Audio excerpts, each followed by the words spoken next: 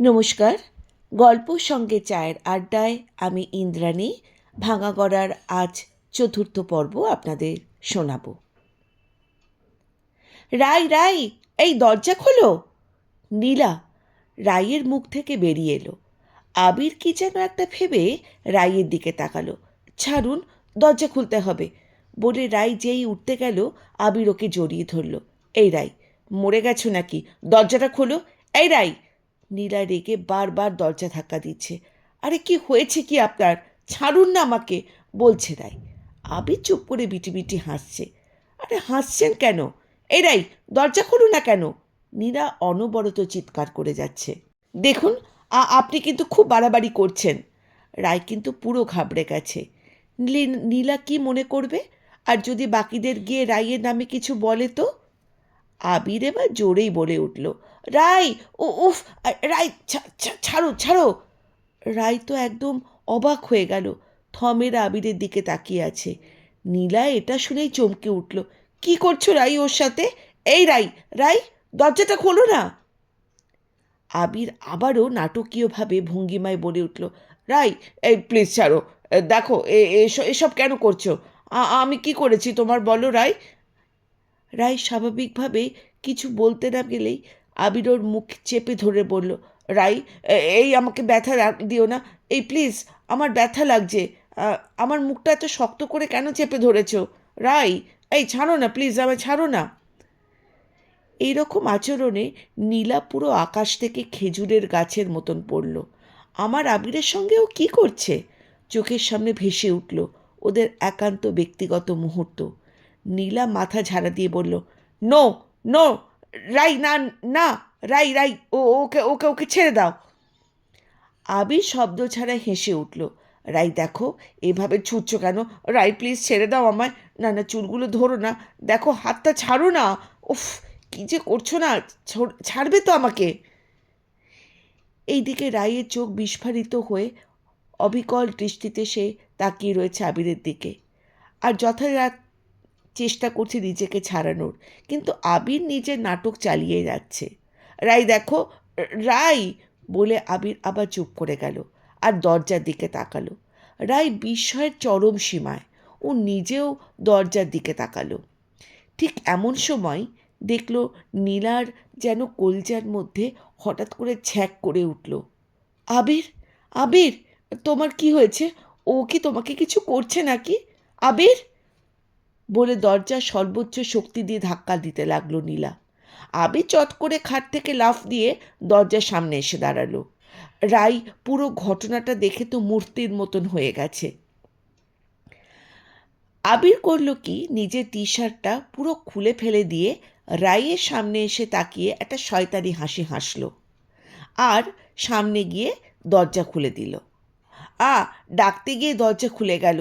নীলা হুড়মুড়িয়ে ভেতরে ঢুকে দেখে বলল, আবির! নীলার চোখ যেন কেউ বিষ ঢেলে দিয়েছে। আবির ঠোঁটে হাত দিয়ে রাইয়ের দিকে থেকে মাত্রই মুখ ঘুরিয়ে নীলার দিকে তাকিয়ে বলল, আরে তুই এখন?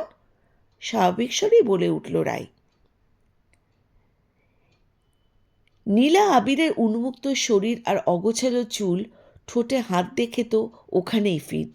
মুখ ঘুরিয়ে খাটের দিকে তাকিয়ে দেখে রাই উঠে বসেছে। নীলার চোখ বিস্ফারিত আর উটপাখির ডিমের মতন পরিণত হয়েছে। রাই তাড়াতাড়ি করে নিজের শাড়ির আঁচলটা ঠিক করে উঠে আবিরের পাশে এসে দাঁড়ালো। নীলা, তুমি? এসো ভাই, ভেতরে এসো।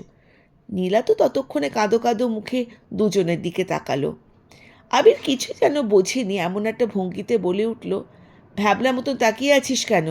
বল, কি হয়েছে? কিছু বলবি? নীলা ভাঙা গলায় বলে উঠল, মানে।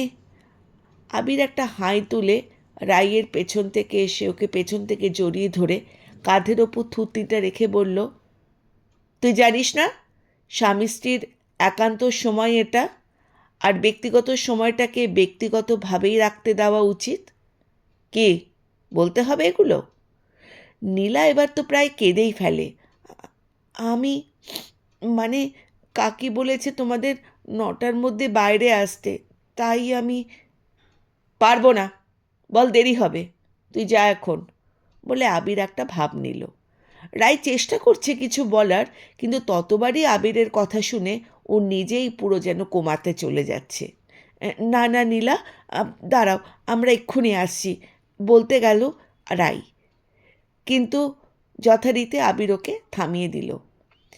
নীলা হাত উঁচু করে ওকে থামিয়ে দিয়ে বলল, ঠিক আছে, বাইরে চলে আয়, বলে ও বেরিয়ে গেল। রাই চরম লজ্জার রাগে আবিরকে ধাক্কা দিয়ে সরিয়ে দিল। কি করলেন এগুলো আপনি? কেন করলেন? কি করলাম? কেন, কিছু জানেন না যেন? এসব কি নাটক ছিল? বলে ওর হাতে ধাক্কা দিল রাই। দেখো, যে কাজটা তোমার করা উচিত ছিল সেটাই করলাম। এখন কাউকে না কাউকে তো একটু এগোতে হবেই, ভাবলে হীনভাবে বলে উঠল। আপনি? রাই চরমভাবে বিরক্ত। ধুর, বলে ঘুরে দাঁড়ালো। আবির ওর দিকে না তাকেই বাথরুমের দিকে এগোতে গেলেই রাই পেছন থেকে ওর হাত থেমে ধরল। কোথায় যাচ্ছেন? দাঁড়ান, দাঁড়ান এখানে, আমি আগে যাব। এই বলে রাই আবিরকে ঠেলে সরিয়ে দিয়ে নিজে বাথরুমে ঢুকে গেল। আবির হাসি মাখা চোখে সেদিকেই তাকিয়ে রইল। কোনো মেয়ের কারণে যে আবির চৌধুরী হাসতেও পারে, সত্যিই অবিশ্বাস্য। কথাটা কানে আসতেই আবির ঘুরে দরজার দিকে তাকালো। নীলা রাগান্বিত চোখে তাকিয়ে আছে। আবির প্রশ্নোত্তর চোখে তাকালো তার দিকে। তুমি আবির চৌধুরী? জীবনে কখনো মেয়েদের যাটা কি পাত্তাই দাওনি? তোমার মতে মেয়েরা শুধুই স্বার্থপর আর টাকা লোভী হয়। আমাকে পর্যন্ত কখনো কাছে আসতে দাওনি তুমি। আবির ওর কথার কোনো বিশেষ প্রতিক্রিয়া দেখালো না। টি শার্টটা হাতে নিতে নিতে বলল, সোজা কথাটা যা বলা সেটাই বলো। নীলা ধেয়ে এসে আবিরের হাত ধরল। রায় কি করেছিল তোমার সাথে? হ্যাঁ, ও কেন তোমার কাছে এলো? মুহূর্তে আবিরের মুখভঙ্গি বদলে গেল। নীলা হাতটা ঝটকায় সরিয়ে ওর মুখ চেপে ধরে দেয়ালের সাথে ধাক্কা নিয়ে গেল আবির। নীলা ব্যথায় গুংড়িয়ে উঠল। রাই নিজের স্বামীর সাথে কি করছিল সেটা জেনে তোর কি কাজ? স্ত্রী নিজের স্বামীর সাথে থাকবে না তো বাইরের লোকের সাথে তোর মতন নষ্ট মেয়ের মতন থাকবে? কি ভাবিস আমি কিছু জানি না? নীলা খুব কষ্টে বলছে, আবির কি বলছো এসব? রাই তোর বৌদি হয়। চোখ মুখ শক্ত হয়ে এলো। সম্পর্ক, বয়স, মানসিকতা সব দিক থেকেই তোর বড়। ওকে নাম ধরে ডাকার সাহসটুকু যেন কোনোদিন আর না হয়, বলে সর্বশক্তি দিয়ে নীলাকে ধাক্কা দিয়ে দূরে সরিয়ে দিল। নীলা এক পলক ক্রোধান্বিত নজরে তাকিয়ে কাঁদতে কাঁদতে চলে গেল। বাইরে নিশানের সাথে একটা ধাক্কা লাগলেও নীলা সোজা হেঁটে নিজের ঘরে চলে গেল। নিশান অবাক হয়ে তাকিয়ে রইল তার দিকে। তৈরি হয়ে দুজনে বাইরে ড্রয়িং রুমে এসে দাঁড়ালো। আজও আবিরের ব্যবহারের ক্ষেত্রে কোনো পার্থক্য নেই। রাইয়ের হাত ধরে নিয়ে এসেছে। রাই আজকে একটা সোনালি পাড়ের লাল শাড়ি পরেছে, আর আবির ঘিয়ে রঙের একটা পাঞ্জাবি। সবাই যে যার মতন কাজ করে যাচ্ছে। একটু পরেই আবিরদের অন্যান্য সমস্ত আত্মীয় স্বজনরা এসে পড়বে বাড়ির বড় বউকে দেখতে। ওদের দুজনকে একসাথে দেখে নীলার তো গা জ্বলে যাচ্ছিল। নীলার মা আবারও বলে উঠল, নাও, কিছু বললেই লোক বলবে বেশি কথা বলি, কিন্তু মানুষ নিজের কাজটাও চেয়ে দেখে না। আবির রায়ের দিকে সোফার বসিয়ে নিজের কাকিমার দিকে ঘুরল। কথাটা কোনভাবে তুমি আমাকে বললে কি? একবার বলো তো স্পষ্ট করে। উনি বিকৃত মুখ করে বললেন। আবিরের মা বলে উঠলেন, না বাবা, তোমাকে কি বলা যায়? তুমি তো সব অসাধ্য সাধন করে বসে আছো। বলতে বলতে টেবিলের ওপর পায়েসের বাটি রাখলেন। ওর কাকিমা তাল মিলিয়ে বললেন, অসম্ভবকে সম্ভব করেছো তুমি। আবির বাঁকা ঠোঁটে একটা ভ্রু কুচকে বলল, এক্স্যাক্টলি, এক্স্যাক্টলি বড়মা। এখনও বড়রাও এত সুন্দর করে হাত ধরে, বা যদি বলি তোমার সাথে এইসব অসাধ্য সাধন করেন, তাহলে কীরকম লাগবে? সে ঘাটতি তো কাউকে না কাউকে পূরণ করতেই হবে। তাই ভাবলাম নিজেই যোগদান করি, কি বলো? আবির এই কথাটা শুনে ওর মা আর ওর কাকিমার চোখ তুঙ্গে উঠে গেল। আবির, আবির চৌধুরী, গম্ভীর স্বরে বলে উঠল আবির, তার কাকিমাকে। তোমাদের মহিলাদের সমস্যা একটাই, তোমরা স্টার জলসার শো কল্ড শাশুড়ি সাজতে চাও, তাই তো? শুনে রাই অজান্তেই হেসে উঠল, কিন্তু সেই হাসিতে আওয়াজের অভাবে কেউ শুনতে পেল না। নীলা অবাক হয়ে শুধু আবিরকে দেখেই যাচ্ছে। কিন্তু এই চক্করে যে নিজেদের পরিচয়টাই ভুলে যাও, সেটাও কি ঠিক কাকিমা? আবিরের মা বলে উঠলেন, তুই একটু কিন্তু বেশি বাড়াবাড়ি করছিস আবির। তোর আছে, মাথা, মন, মস্তিষ্ক সবই ঠিক আছে বলে আবির পা উঠিয়ে এগোতেই যাচ্ছিল। রাই উঠে দাঁড়িয়ে আবির হাত ধরে বলে ফেলল আর বলল, শুধু শুধু কেন তিলকে তাল করছেন? আবির ভাবলেশীন ভঙ্গিতে বলল, ইচ্ছে নেই, তবে কিছু কথার জবাব দেওয়ার দায়িত্ব আমার। ততক্ষণে নিশান হাতের ঘড়ি পড়তে পড়তে বের হয়েছে মাত্র। রাইকে আবিরের হাত ধরতে দেখে নিশান এক সেকেন্ডের জন্য তাকিয়ে রইল। এসব কথা ছাড়ুন প্লিজ, নিম্নমাত্রায় কণ্ঠে বলে উঠল। নিজের গুরুজনদের সাথে এইসব কথা বলতে নেই, আমার ভালো লাগছে না, রাই বলে উঠল। আবিরও কথা বাড়ালো না। নিজের মা কাকিমার দিকে এক পলক তাকিয়ে ঘুরে এসে রায়ের পাশে এসে বসল। নিশান পলক ফেলে নিজেকে নিজেই কিছু একটা বলল বিড়বিড় করে, আর কোনো দিক না তাকিয়ে সোজা দরজা খুলে বেরিয়ে গেল। রাই, আবিরের মা, কাকিমা সকলেই বিষয়টা লক্ষ্য করল, কিন্তু আবির সেদিকে নজর দিল না। রান্নাঘর থেকে আবিরের পিসি বেরিয়ে এসে বললেন, ও সুমি কোথায় রে? সুমিকে দেখতে পাচ্ছি না। আবিরের মাও বললেন, ও তো ছাদে গেছে, আমি ওকে আচার ছাদে দিতে গিয়েছিলাম, রোদে দিতে। ও রাই? রাই দাঁড়িয়ে পড়ল, যেন স্কুলে প্রেজেন্ট দিতে এসেছে। হ্যাঁ বলুন। রাইয়ের কথা শুনে মহিলা একগাল হেসে বলল, এখানে এসো মা। রাই এক পলকে আবিরের দিকে তাকিয়ে ওনার দিকে এগিয়ে গেল। দেখো, বিয়ের পরে বিভিন্ন ঝামেলা থাকলেও আজ আমাদের প্রথম আত্মীয় গুরুস্বজনরা সবাই আসবেন, তো তাই তোমাকে দেখতে যতই হোক বাড়ির বড় বউ তুমি। আবির বিড়বিড় করে হেসে বলল, মনে তো হয় না। সঙ্গে সঙ্গে পিসি বলে উঠলেন, তো তোমাকে কিছু একটা তো রান্না করে তাদেরকে খাওয়াতেই হবে মা। রাই মুচকি হেসে মাথা নাড়ালো। তা তুমি এখন যখন ছোটোখাটো কোনো একটা আইটেম করতে ফেলো, যেন কেউ একটা বলতে না পারে বউ পায়ের ওপর পা তুলে খাচ্ছে, বলে উনি আদর করে রায়ের মাথায় একটা চুমু খেলেন। পেছন থেকে বিদ্রুপ করে নীলা বলে উঠল, আদৌ রান্না জানে কিনা জিজ্ঞাসা করে দেখো, দেখা যাবে পোড়া মাংস, শক্ত ভাত খেতে হলো। ওর কথা শুনে রাই একটু মন খারাপ করলো ঠিকই, কিন্তু আবির কোনো প্রতিক্রিয়া করল না। এটা দেখে রাইয়ের মন আরও খারাপ হয়ে গেল। মাসি বলে উঠল, যাই রাঁধুক না কেন, অন্তত রাঁধবে তো, তোর মতন বসে তো নেই। কি রাই, তাই না মা? রাই জয়পূর্বক হেসে উঠে বলল, আমি করছি, কি রাঁধবো এইটুকু বললেই হবে। সঙ্গে সঙ্গে মাসি তো খুব খুশি হয়ে বলল, ভেতরে এসো। দুজনে রান্নাঘরে ঢুকে গেল। নীলা তো রেগে ওই জায়গা ছেড়ে নিজের ঘরেই চলে গেল, আর বাকিরাও সব যে যার ঘরে চলে গেল। আবিরের মা যেতে যেতে বলল, দেখা যাক কি রান্না করে। কাকিমাও বলে উঠল, সেটাই।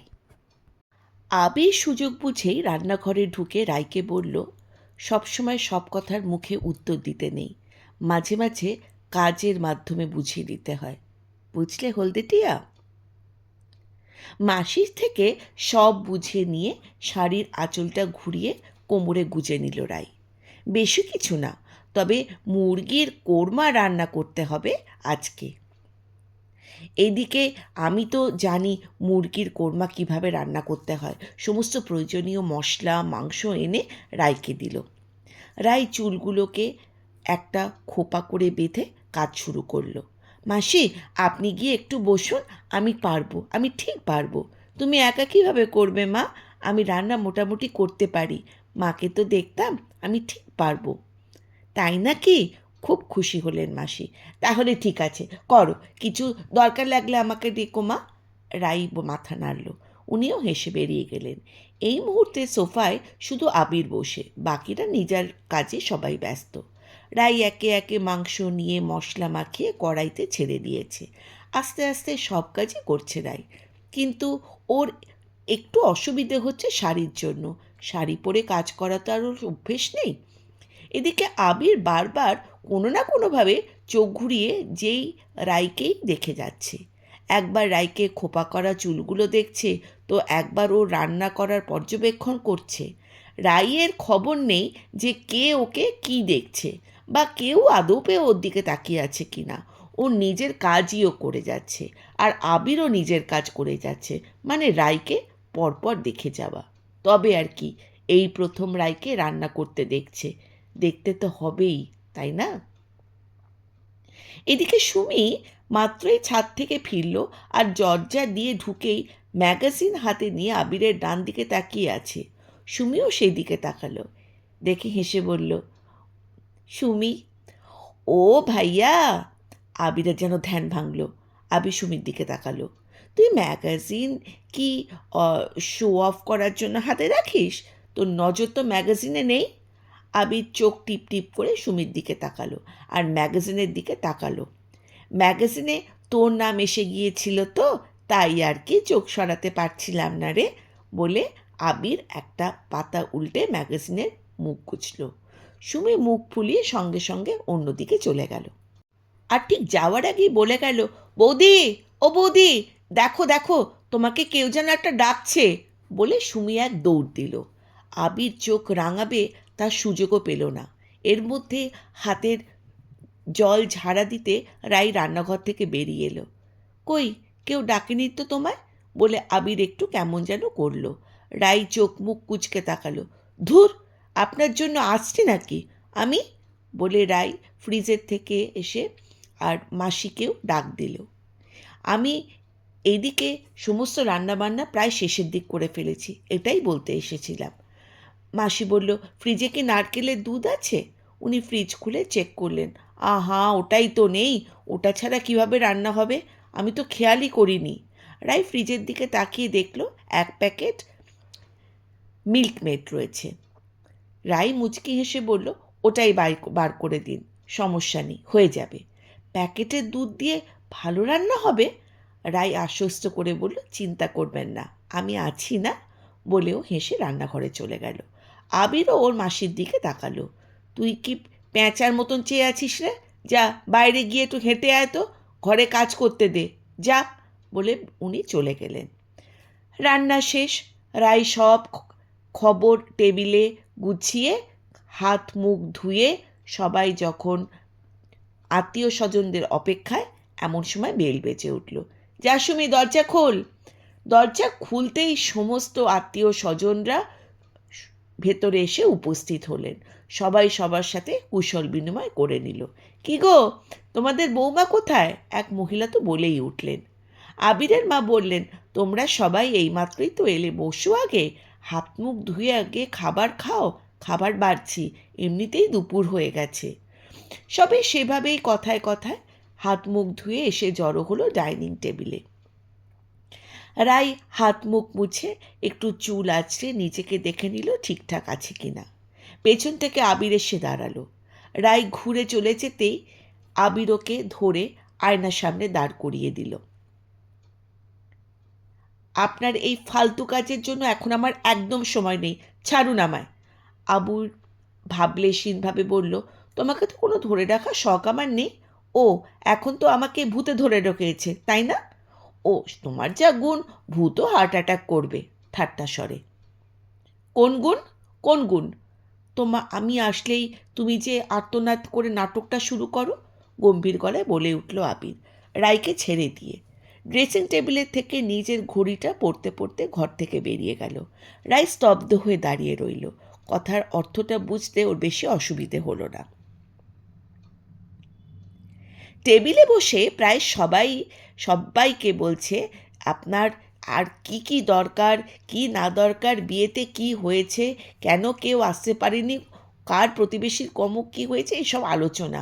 আবির কারো কোনো কথায় উত্তরও দিচ্ছে না, তাতে ওর কোনো ভ্রুক্ষেপও নেই। সবাই জানে যে আবির কোন মেজাজের ছেলে। আবির এক আন্টি বলে উঠলেন, আরে সাবিনা, আবিরের মা, তোর ছেলের যা মেজাজ, ওর যে বিয়ে হয়েছে আর ওর যে কেউ বিয়ে করবে, এটাই তো বিশ্বাস হচ্ছে না। সঙ্গে সঙ্গে আমার শ্বশুরমশাই বলে উঠলেন, আরে ঠিক বলেছেন বৌদি, একদম খাঁটি কথা। আমি তো ভেবেছিলাম আমার ছেলের ভবিষ্যৎই অন্ধকার। আজকাল পড়ালেখা ছাড়া আর কাজ ছাড়া তো কিছুই বোঝে না। একেবারে নিরামিষ, বলে হেসে উঠল সবাই। অন্য একজন আবিরের দিদাকে বলে উঠল, আচ্ছা, আপনার নাতবউ কেমন লেগেছে? আবিরের আরও কয়েকটা কাজিনও জিজ্ঞাসা করলো। দিদা মুখ গোমরা করে বলে উঠলেন, মাত্র তো কদিন হলো, আস্তে আস্তে বোঝা যাবে আমার নাতি হিরে এনেছে না কয়লা বেছে নিয়ে এসছে। সবেমাত্র রাই সেখানে এলো, আর দিদার এরকম মন্তব্যে ওর পাটা থমকে গেল। এটা কিন্তু আমার শ্বশুরমশাইয়ের চোখেও পড়ল। এই তো রাই এসে গেছে। রাই হুশ এসে তাড়াতাড়ি করে মাথায় আঁচল দিয়ে এগিয়ে এলো, সবাইকে প্রণাম জানালো। আবিরের দুটো কাজিন বোনও উঠে রাইকে জড়িয়ে ধরল। কেমন আছে বৌদি? রাই উজ্জ্বল মুখে জবাব দিল। এদিকে শ্বশুরমশাইও সবার সাথে পরিচয় করে দিল রাইকে। তার মধ্যে হৃদয় আবার কিছুক্ষণ রাইয়ের দিকে তাকিয়েছিল, যেটা আবিরের চোখ এড়ায়নি। আন্টি, নিশান কোথায়? হৃদয় বলে উঠল। সাবিনা বলল, ও একটু বেরিয়েছে, ফিরে আসবে।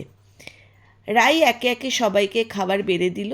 এনাদের মধ্যে যারা রাইকে পছন্দ করতো না, অনেকেই এর মধ্যে ছিল, এনারাও এর রান্না করা খাবার নিলেন না।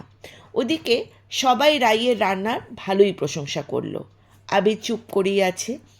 হৃদয় তো পারে না রাইকে গোল্ড মেডেল দিয়ে দিক, তবে এও তো বিশেষ কিছু করার ছিল না। শুধু রাই ভেবে পাচ্ছে না যে ও কী করবে। দিদা বলে উঠলেন, নিশান বাবা তো কিছু খায়নি। সাবিনা মুখ ঘুরিয়ে বললেন, ও ঘর থেকে বেরোবে না বলেছে।